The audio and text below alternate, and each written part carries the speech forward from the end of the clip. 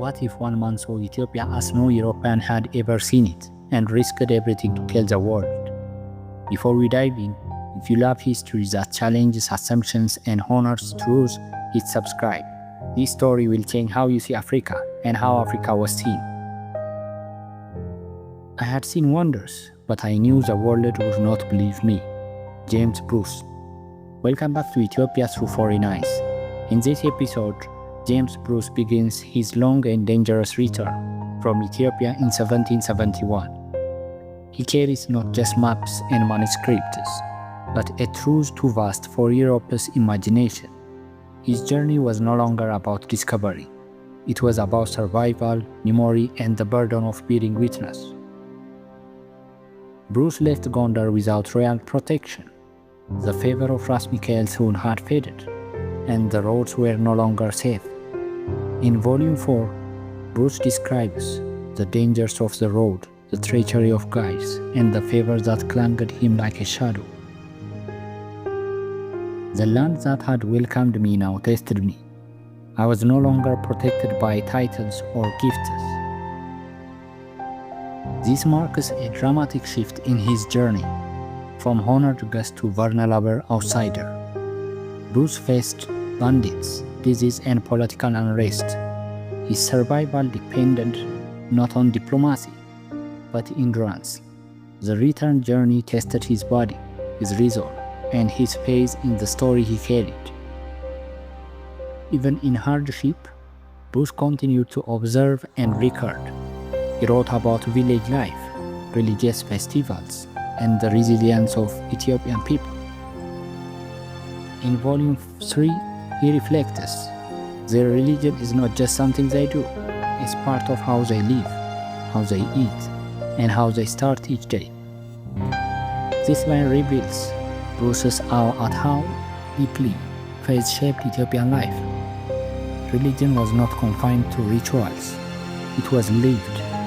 It guided daily rhythms, from fasting to dawn prayers. Bruce saw spirituality not as a performance, but as sustenance. He also noted the dignity with which Ethiopians faced poverty. Poverty here is not shameful. It is shared, endured, and sanctified. In Europe, poverty was often stigmatized, but Bruce saw Ethiopian poverty as communal and spiritual. People supported one another. Suffering was not hidden. It was honored.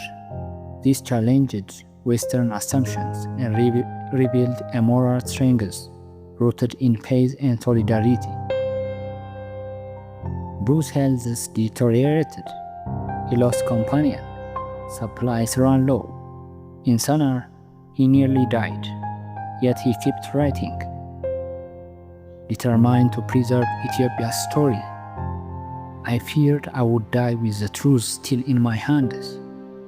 His journals became lifelines. He knew that if he didn't survive, Ethiopia's complexity and grandeur might never reach European heights. His writing was not just documentation, it was preservation. After nearly 5 years, Bruce returned to Europe with a treasure trove of knowledge and artifacts.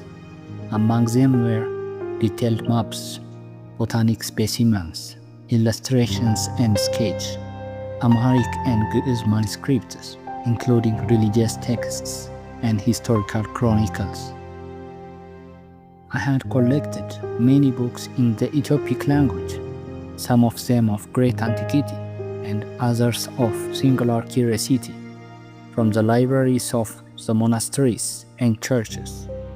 He did not publish the full inventory, but describes their contents, biblical commentaries, liturgical texts, and royal chronicles. Bruce believed these manuscripts were essential to correcting European misconceptions.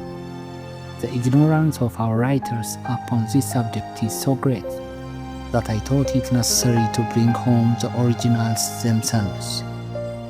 Bruce saw himself as a bridge between worlds, bringing Ethiopia's intellectual and spiritual legacy to a continent that had long dismissed it. But his actions raise ethical questions. Were this book gifted, purchased, or taken without full consent? Bruce claimed respect, but modern scholars debate the nature of these exchanges. Today, some of Bruce's manuscripts are housed in institutions like British Library, Yale Center for British Arts, private European archives.